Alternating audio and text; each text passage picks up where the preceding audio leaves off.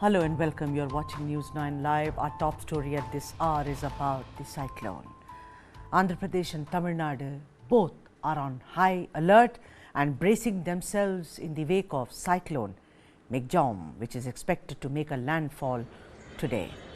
Both the states have been hit by heavy rains and thunderstorms in the last 24 hours. 5 people have been declared dead in rain-related incidents in Chennai.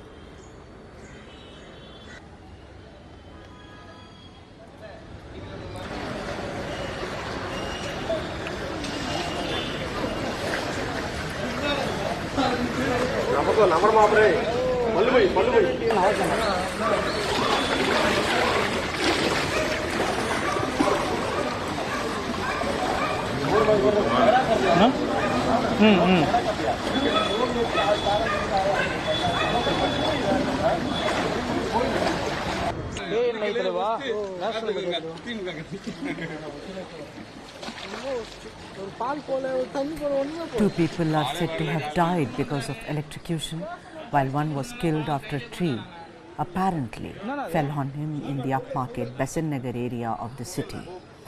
In Chennai, cars have been swept away as floodwater flowed through the streets, while its airport, one of the busiest in India, shut operations until Tuesday morning.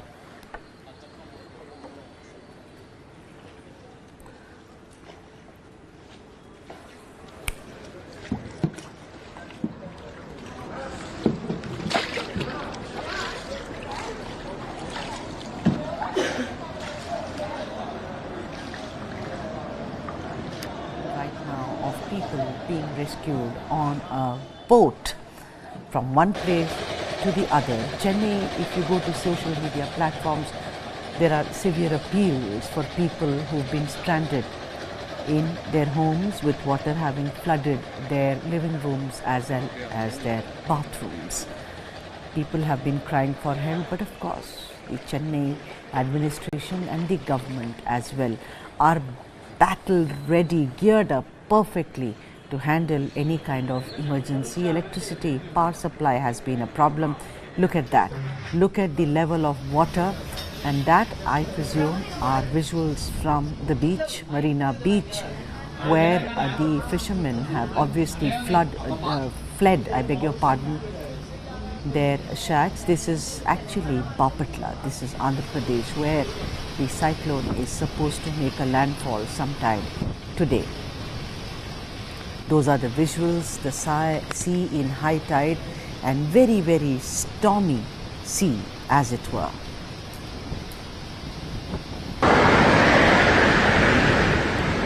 These are shots, of course, from Chennai's swirling waters on the streets.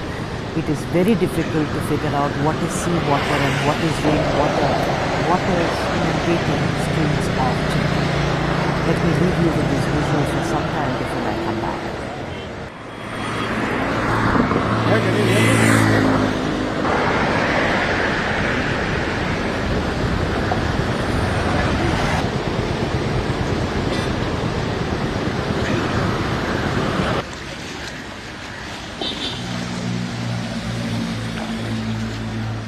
போயிருமாண்ணா நீச்சல் போயிருமா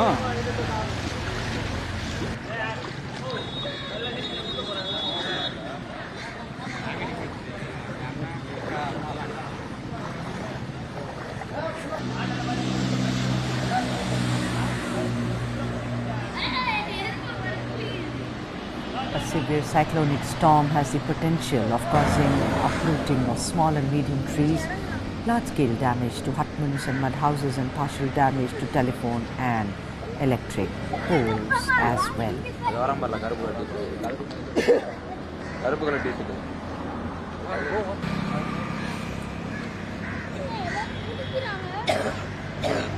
Those are the shots of Chennai, of course, where there has been a deluge. I mean, worse rainfall is what the administration as well as the government is saying, of course, doing everything possible in their power to help people who have been stranded.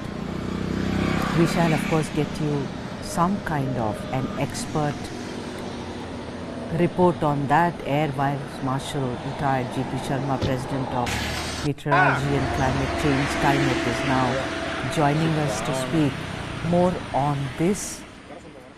Mr. Sharma, warm welcome to you. I mean, it's looking very bad. Of course, you always give us hope and tell us that how things, this is how nature actually unfolds, as it were, the processes, and how it will, of course, after some time recede. Take us through, because if you go to any social media platform, you see that how Chennai is now inundated with water.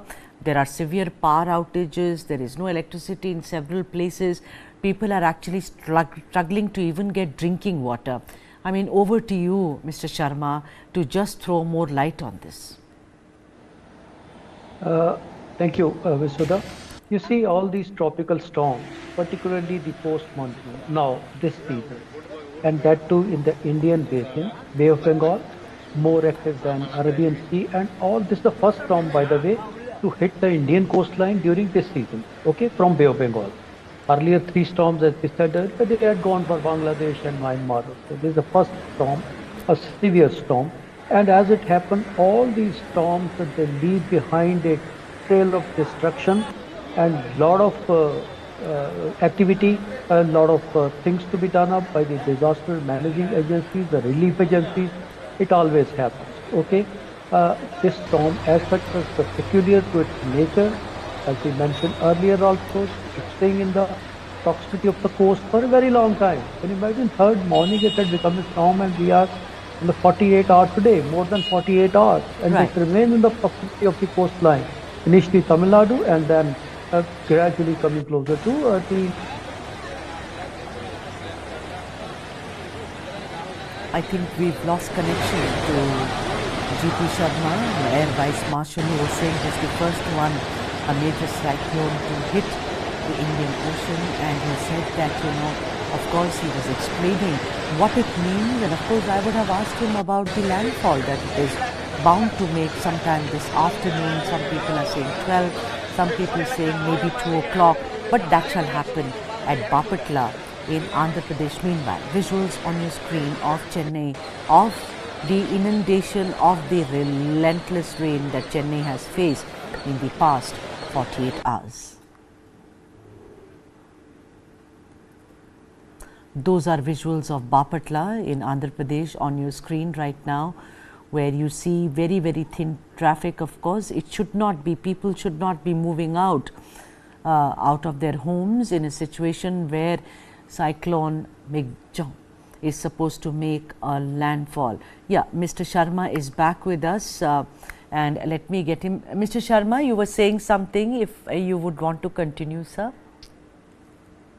Yes, you see, I was saying that the storm has spent a lot of time along the Indian coastline, more than 48 hours, and keeping the same intensity, ferocity, the spread and the intensity of the rainfall.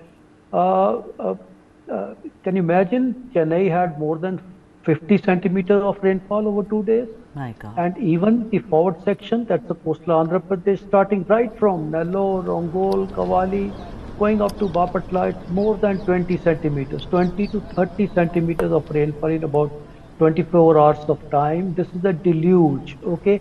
After some time, the terrain becomes saturated, and whatever keeps pouring thereafter, it doesn't go anywhere, it keeps on accumulating, and that is how you have hip deep or waist deep water also at some of the places, particularly the low-lying areas, whether it's over Tamil Nadu or whether it is a coastal Andhra Pradesh or so.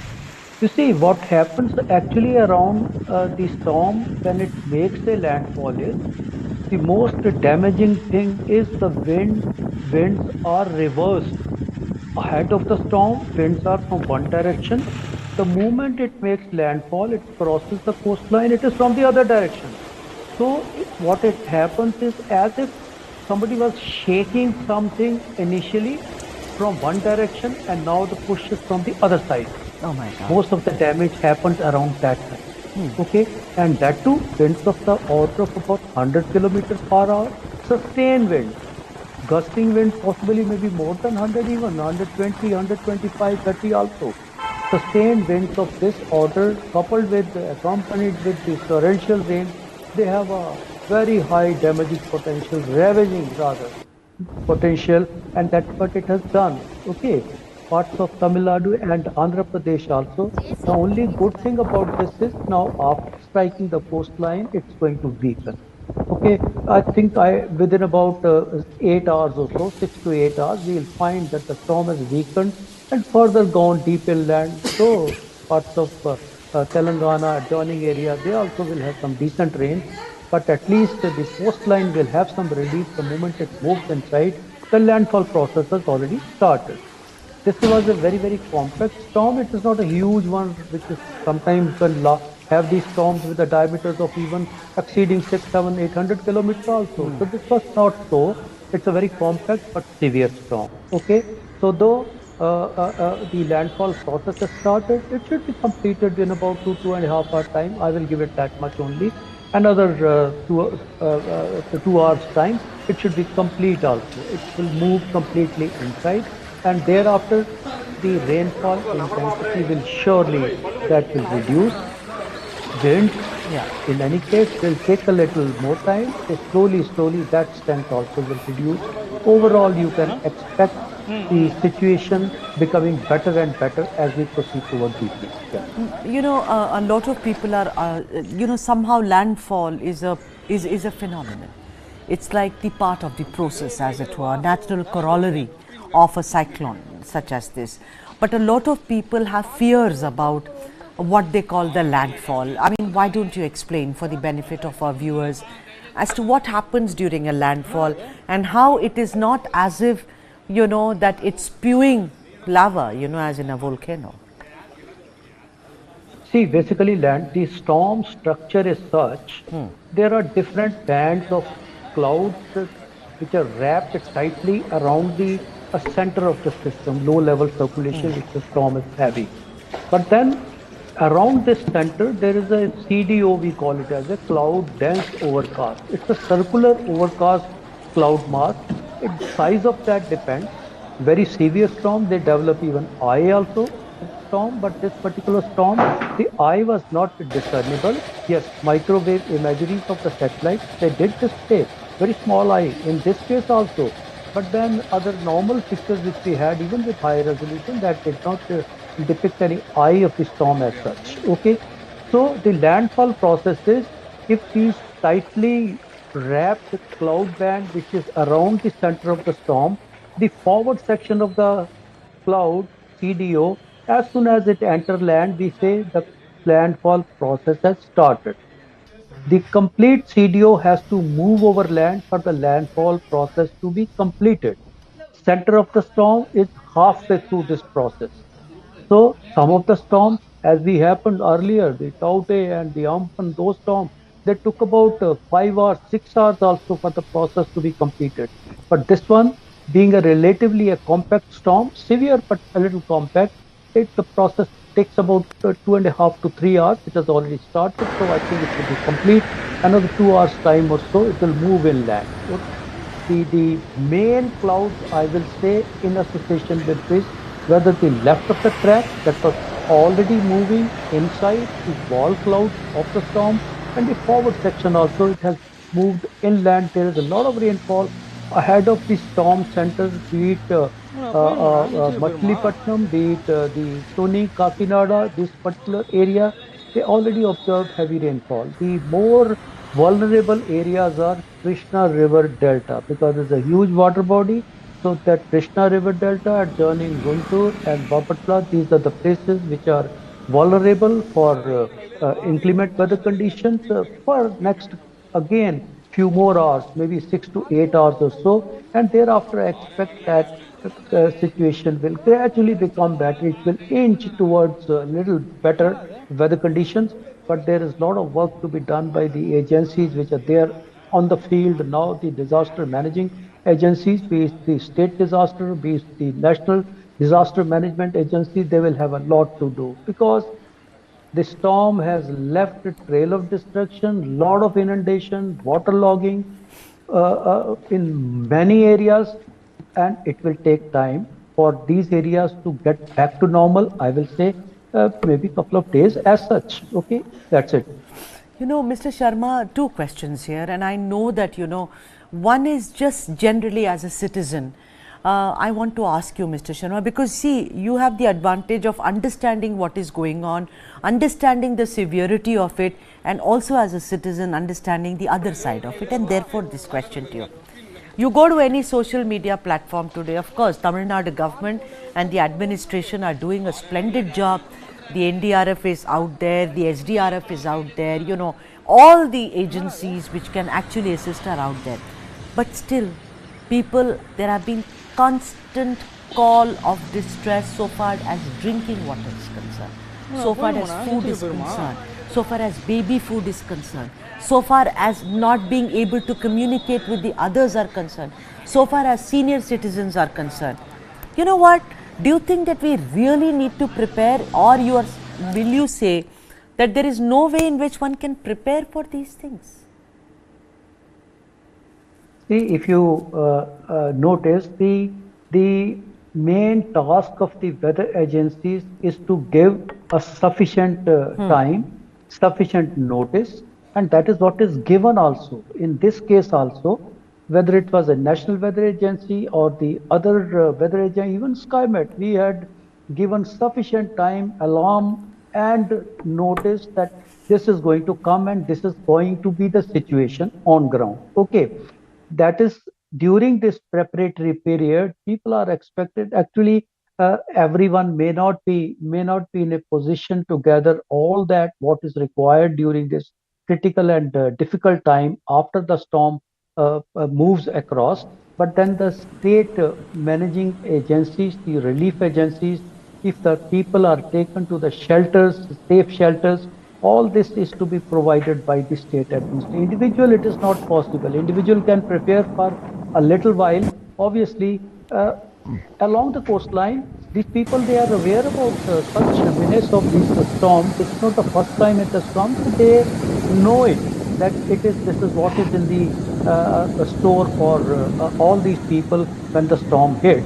But they do prepare, but then largely they need lot of support from the state administration to take them to the safe shelters, provide all these things, whatever you have mentioned, because they'll be without electricity also, without electricity, without power, without drinking water, without these essentials, particularly for these very small children they will have. Okay.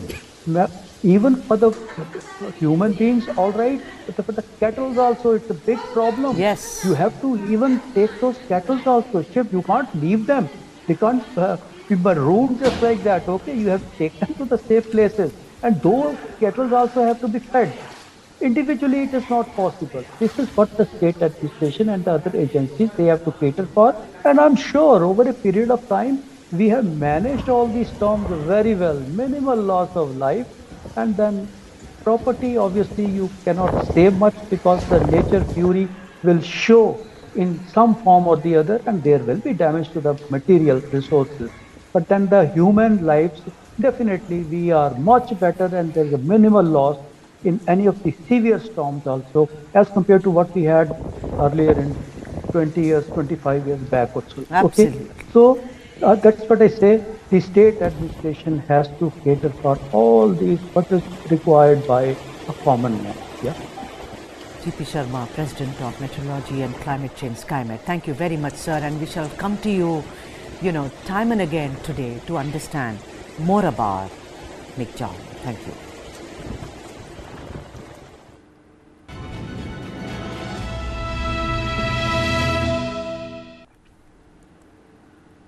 At least 47 people have died in floods and landslides in northern Tanzania. That's in addition to 85 injured in the Manyara region. Search and rescue operations are underway amid fears that some bodies might be trapped in the mud. More than 50 people have died in floods and landslides in northern Tanzania, the president's office said on Monday. That's in addition to 85 injured in the Manyara region. Search and rescue operations are underway, Manyara Region Commissioner Queen Sandiga told reporters, amid fears that some bodies might be trapped in the mud. President Samia Suluhu Hassan said that in the village of Katesh in Hanang district, 100 houses had been swallowed by a landslide. I want to say that I have instructed that all efforts are directed towards rescuing those who were involved in this tragedy and to prevent more deaths. Tanzania's disaster follows hundreds of deaths in Somalia and Kenya since seasonal rains began in October. A combination of the El Niño and Indian Ocean dipole weather phenomena has caused severe flooding that has also forced hundreds of thousands from their homes. Scientists say climate change is causing extreme weather events that are more intense and more frequent. Moving on, the world's largest iceberg, A23A, has begun moving for the first time in over 3 decades, according to scientists. Weighing nearly 1 trillion metric tons and spanning almost 4,000 square kilometers, it is approximately 3 times the size of New York City. Originating from the West Antarctica's Filcher-Ronne ice shelf in 1986, the iceberg has been largely stationary in the Weddell Sea. Recent satellite images indicate it is now drifting past the northern tip of the Antarctic Peninsula, propelled by strong winds as well as currents. The iceberg may enter the Antarctic Circumpolar Current and navigate Iceberg Alley in the Southern Ocean, presenting potential challenges for wildlife, shipping and the surrounding ecosystem. Scientists have been intrigued by this rare movement and they are closely monitoring its trajectory.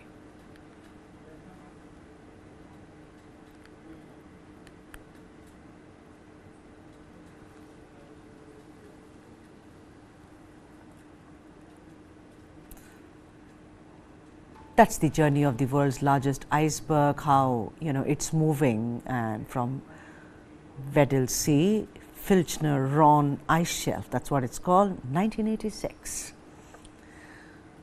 It's on the Weddell Sea. That's the journey of the world's largest iceberg. Fascinating, of course. And to watch it on the screen right now, look at that iceberg which is moving stealthily but swiftly. It's in the Antarctic Peninsula on the Weddell Sea.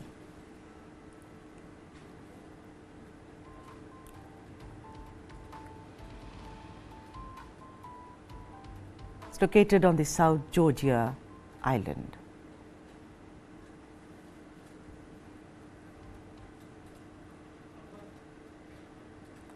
The president of COP28, Sultan Al Jaber, defended his commitment to the cause of the UN Climate Summit and affirmed his understanding and respect for climate science on 4th of December. Addressing the criticism which was sparked off by his 21 November comments on fossil fuel phase out, saying that things were being taken out of context to undermine COP28's work, Al Jaber had reportedly said earlier that there is, and I quote him here, no science or no science out there, but says that the phase out of fossil fuel is what's going to achieve 1.5 C. Al Jaber emphasized the need to consider the full context rather than focusing just on isolated remarks. Let me say from the outset that everything this presidency has been working on, continues to work on, is focused on and centered around the science. I honestly think that there is some confusion out there and misrepresentation and misinterpretation. And I have repeatedly said in many occasions and in many different platforms that it is the science that have guided the principles of our strategy as COP28 presidency. And I've been very crystal clear about that, and I hope that this time I am clearer in getting this message across. The attempts to undermine the message that we keep repeating when it comes to how much we respect the science and how we ensured that the science is what dictates our strategy for our strategic imperatives and the objectives we want to deliver at COP28. One statement taken out of context with misrepresentation and misinterpretation that gets maximum coverage. Again, I respect facts, I respect numbers, and these are the facts on the ground. Unfortunately, I have called on parties many times to find common ground, build consensus, and come to me with language that will work with all parties. The Intergovernment Panel on Climate Change has emphasized the importance of reducing fossil fuel use to achieve the 1.5 degrees Celsius warming limit by the year 2050. Let's move on. From heat stress to air pollution and the heightened spread of diseases, a warming climate is taking a toll on global health, posing a threat to decades of progress which has been made. At COP28, leaders at the annual UN Climate Summit made a historic shift, pledging hundreds of millions of dollars to address climate-related health issues. For the first time, the focus extended to the intersection of the climate crisis and public health. Here's more. From heat stress to air pollution and the increased spread of disease, a warming climate is making people sick around the planet, threatening to undo decades of progress in public health. The climate crisis is a health crisis. It's well overdue. That's 27 COPs have been and gone without a serious discussion of health. This year's UN Climate Summit COP28 was the first time leaders there focused on public health. Here are some of the key ways that experts say climate change is impacting people's health. Mosquitoes that carry viruses including dengue, malaria and Zika are shifting into new parts of the world as warmer temperatures and heavy rains create more hospitable conditions for them to breed. Take Bangladesh, which is grappling with its worst ever outbreak of dengue. Experts say it has been driven by rising temperatures and a longer monsoon season.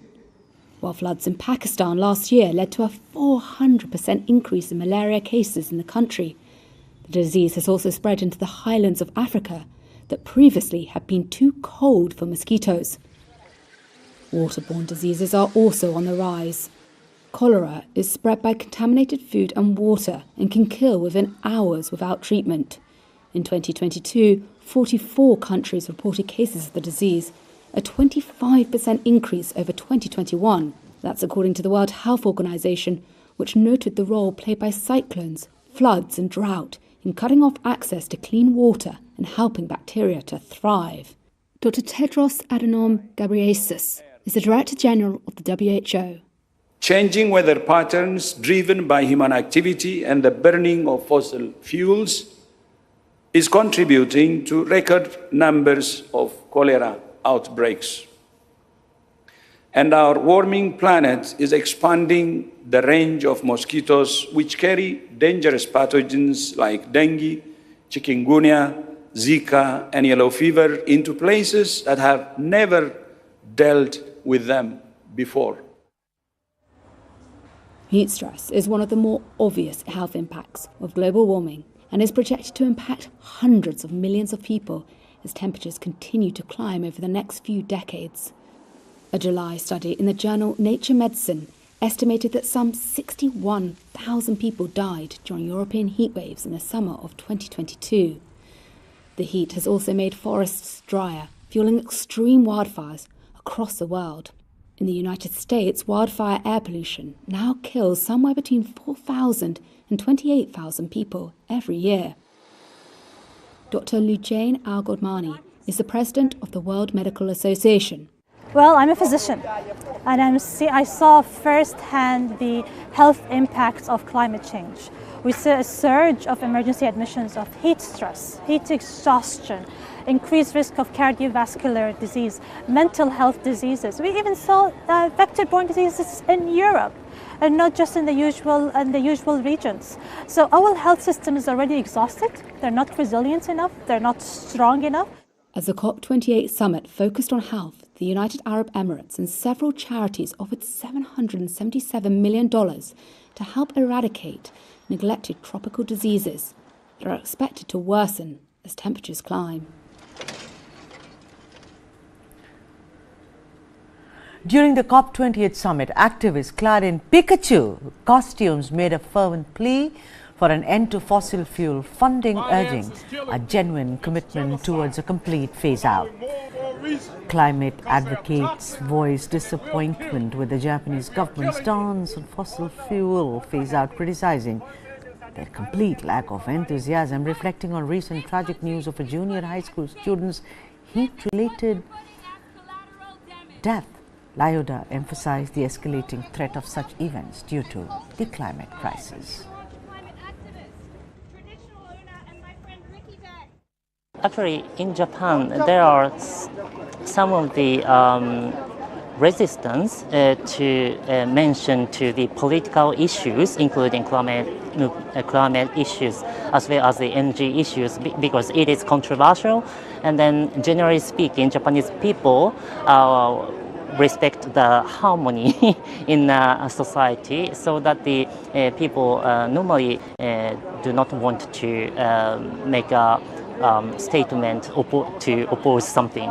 But I am sure that the Japanese people already aware, start aware that we need to make change. We need to make a difference. At the G7 Hiroshima summit, Japanese government agreed, including Japanese government, the G7 countries agreed that they support the fossil fuel phase out. But at the speech of the high-level segment made by the Prime Minister Kishida, he didn't mention the fossil fuel phase out at all.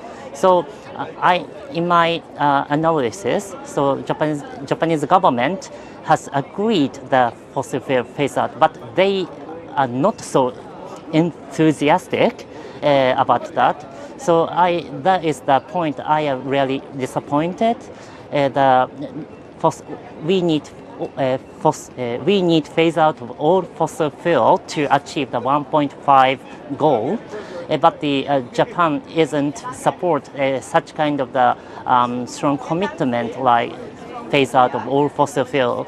But they are supporting the tripling nuclear commitment, which was a dangerous distraction.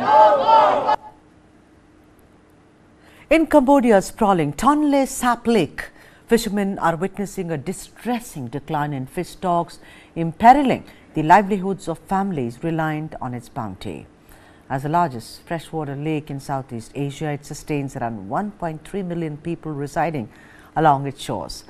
Climate change-induced extreme weather, dam destruction or rather construction disrupting ecosystems, wetland alterations and rampant overfishing pose grave threats to both sustenance as well as income. Take a look. For the past 30 years, Cambodian fisherman Siam Huat has been setting off on his boat every morning just as the sun rises over the expansive Tonle Sap Lake, all in the hope of a good catch from the fishing nets laid overnight. It's a routine that has not changed since he was 15. What has changed, though, is the size of his catch. In the face of climate change, pollution, and unpredictable weather patterns, Huat has seen his fish stock decline, and with it, his family's sole source of income.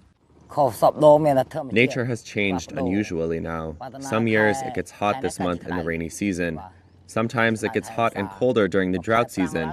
Sometimes there's rainfall in the wrong months, or it gets so hot that I can't go out to fish.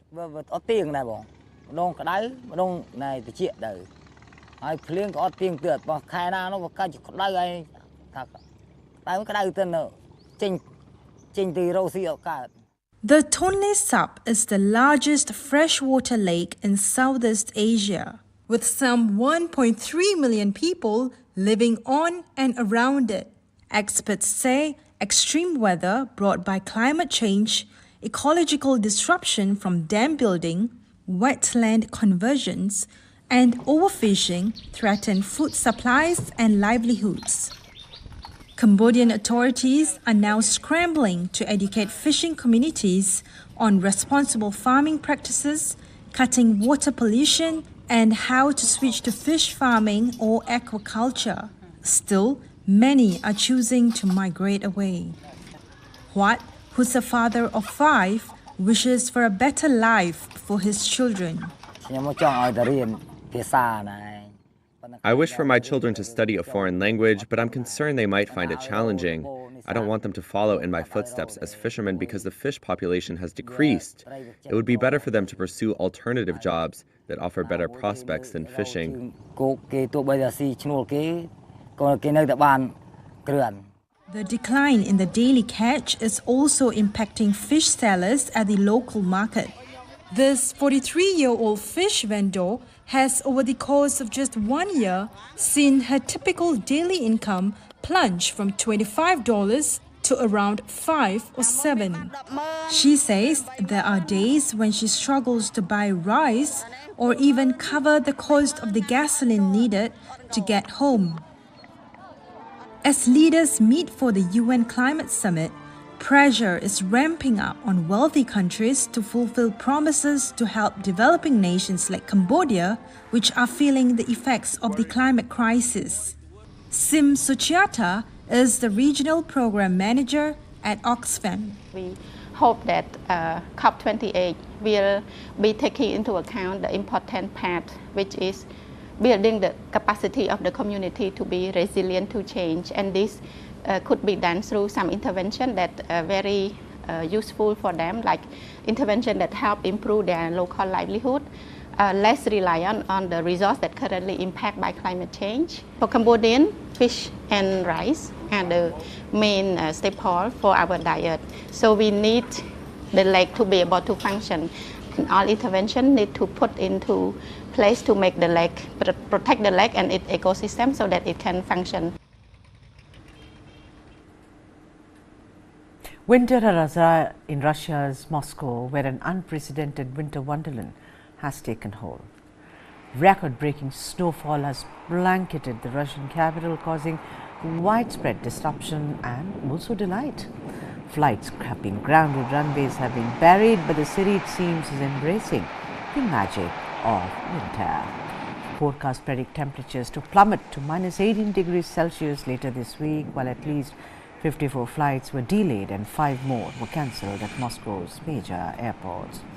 But amid the chaos, residents are finding joy in the winter wonderland. Take a look. It's freezing out here, but it's beautiful. It's the beautiful snow. And the city is gorgeous. I haven't seen a snowfall like this in 20 years, or actually at all in my life. I am very happy that I am here in Moscow right now, and I'm happy that the weather is like this. Thank you very much. Thank you for the encounter. Looks wonderful. Moving on, the National Crime Records Bureau, NCRB, has listed out some startling finding in its latest report. According to it, India reported a total of over 1.7 lakh suicides in 2022. Nearly a third of these were of daily wage earners, agricultural laborers, as well as farmers. The report also highlighted how 28,522 murder cases were registered in India in the year 2022. That is 78 every day. Startling indeed. Crimes against women were highest in Delhi among the 19 metros in 2022. Delhi logged nearly 3 lakh criminal cases in 2022. As many as 4.45 lakh FIRs on crime against women were registered in 2022 in India. The highest on average was in Delhi as per the NCRB. Nearly 2 women were targeted by criminals every hour in Delhi in 2022, according to the report. Cybercrime cases in Delhi nearly doubled in 2022, and juveniles were involved in 2,436 criminal cases in the year.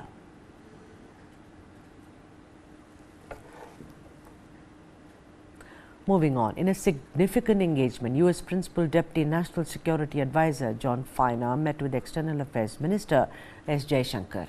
This marked the first interaction between the two countries amid an ongoing dispute over an alleged plot to assassinate Sikh terrorist Gurpatwant Singh Pannoon in the United States. During the visit, Feiner acknowledged India's establishment of a probe panel to look into the issue. The U.S. Justice Department had recently charged an Indian national with the unsuccessful plot to kill Pannoon. The charge sheet claims an Indian government employee had hired him for the job. More information for you on the screen right now. India, which has been highlighting the threats emanating from Sikh terrorists based out of US and Canada, has distanced itself from the accusations made by the US. What is of course noteworthy is to note that American double standards on the issue of terrorism. The US, which has destabilized governments across the world in the past as part of its policy and targeted its enemies frequently on foreign soil, is now defending a terrorist who very recently had even threatened Air India.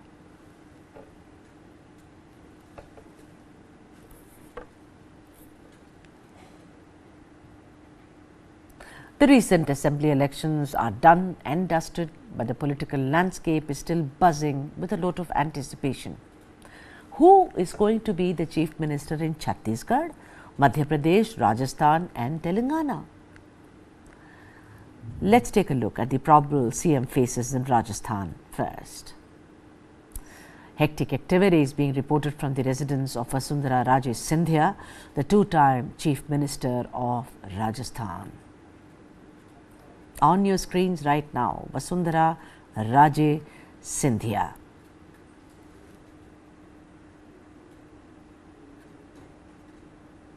Then of course there is Om Mathur, an old RSS hand. His name crops up each time when there is such talk in the state. Union Minister Gajendra Singh Shekhawat is also the other name which is always talked about. From the Rajput community is considered close to the party's central leadership, or rather New Delhi leadership. Next, Arjun Ram Meghwal is the other union minister whose name is doing the rounds, and it's been doing the rounds for months. Now he is a former bureaucrat and a much respected Dalit face in the party. Also of course in the reckoning is Balaknath, the chancellor of the Baba Mastanath University. Balaknath is also known as the Yogi of Rajasthan and is also a member of parliament from Alwar.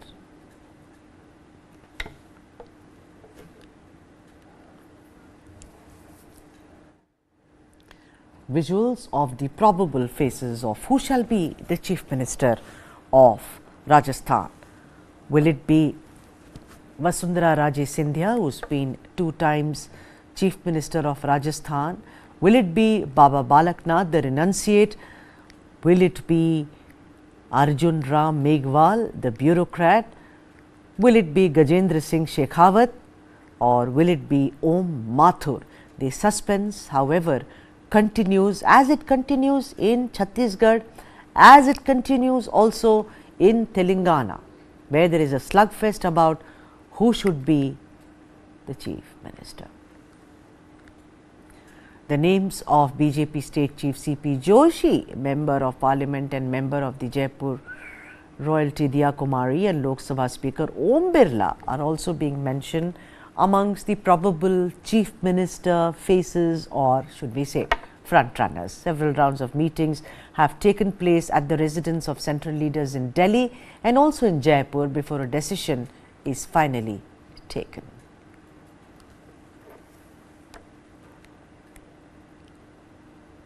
Moving on, and we are still talking about Indian politics. There could be an internal party revolt brewing in the Congress over who should be the Chief Minister, delaying the probable swearing in of Revant Reddy. A last minute hurdle put in by the senior leaders of the TPCC resulted in the event being postponed. On your screens right now, you can see President of the Congress Party, Mallika Arjun Kharge. Sources within the party say that Mallu Bhatti Vikramarka, Uttam Kumar Reddy, Sridhar Babu and the Komti Reddy brothers have opposed Revanth Reddy as Chief Minister. The final decision on how will the government look like, who should helm the Telangana government, will of course be made by the man on your screens right now, Mallika Arjun Kharge, with of course special observers. All eyes are set on the AICC leadership to stop Telangana going the Karnataka way.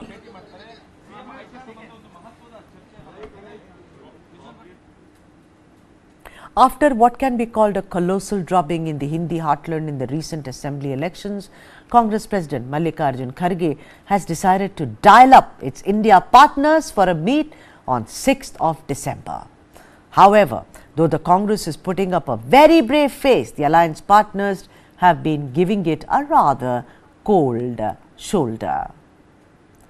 JDU's Nitish Kumar, Chief Minister of Bihar, on your screens right now, has decided not to attend the 6th December meeting of the alliance, but he said a representative, however, shall be sent. On your screens now, Chief Minister of West Bengal, Mamata Banerjee, who's claimed that she, not her party, were informed and she has other commitments on the day. She added that she would have attended the meeting if there was, of course, prior information. So what she's saying is she had no prior information. Now, the CPM and CPIM have asked Rahul not to contest from Wayanad and to contest from a constituency in the north of India.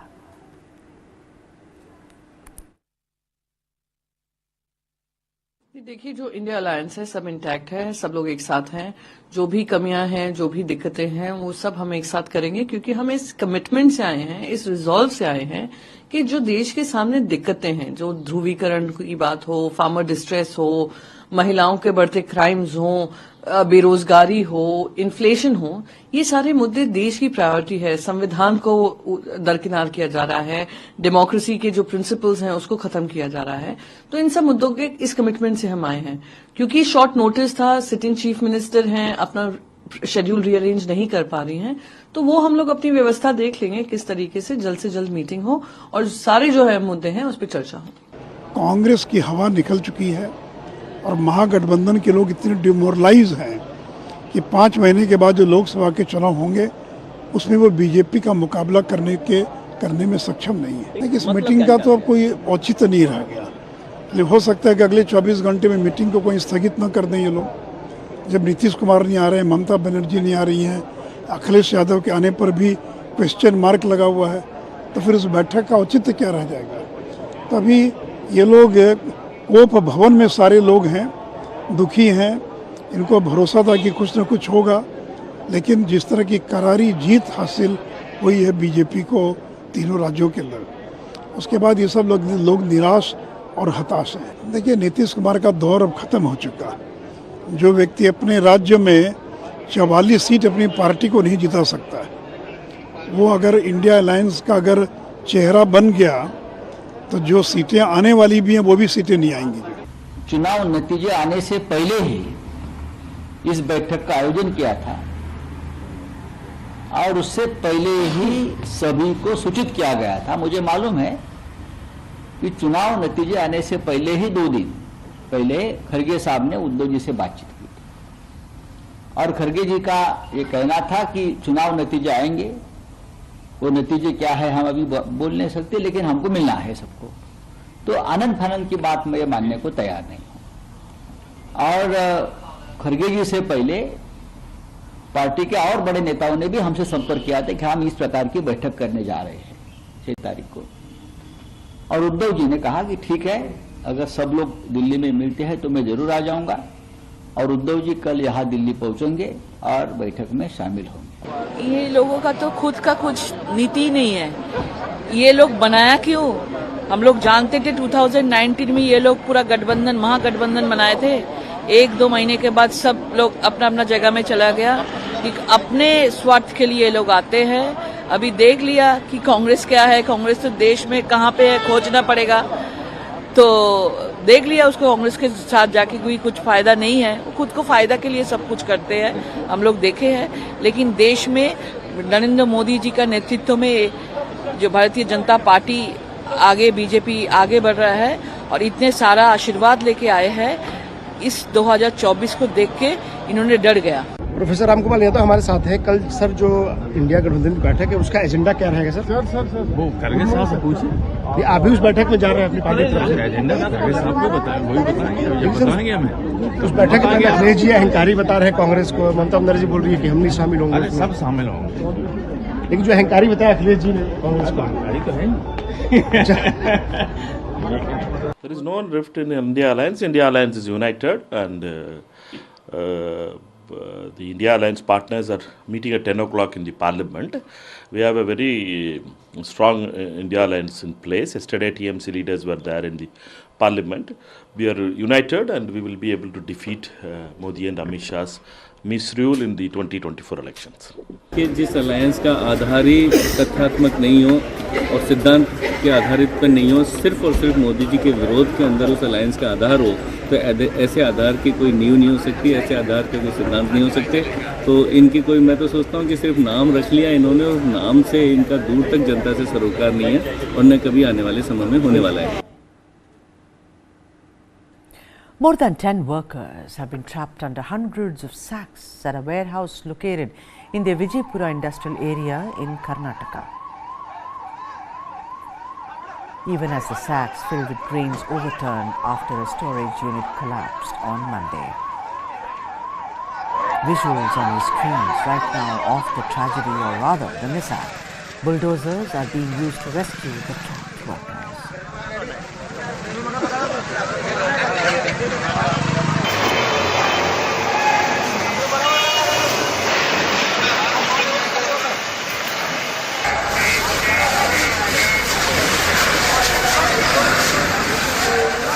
The police was also, of course, present at the warehouse to oversee the rescue operations, as bulldozers, as you can see on your screens, scooped out the grains under which the workers were trapped.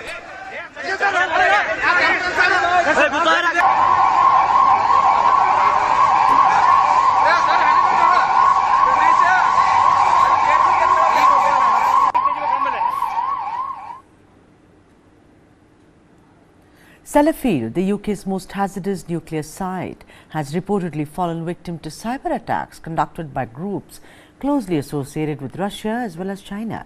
The shocking revelation suggests that senior staff at the nuclear waste and decommissioning facility have consistently concealed the breach and its potential consequences. The exact timeline of the security compromise remains uncertain, with indications that breaches were first detected around 2015 when experts identified sleeper malware embedded in Sellafield's computer networks. It remains rather unclear whether the malware has been completely eliminated, raising concerns about potential compromises in critical activities such as the movement of radioactive waste, monitoring for hazardous material leaks, as well as fire detection. Sources are suggesting that foreign hackers may have gained access to highly confidential material within the sprawling 6 square kilometer site on the Cumbrian coast, known as one of the world's most perilous nuclear facility.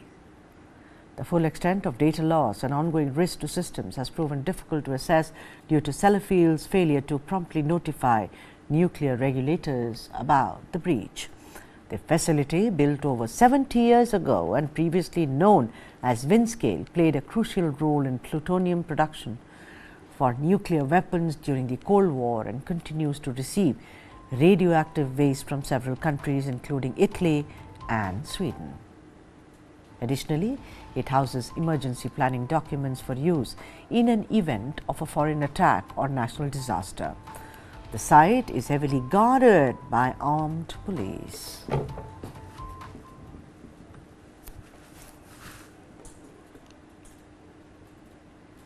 That's all we have in this news bulletin, but for all other news and analysis, make this your destination. News9 Live. Thank you for watching.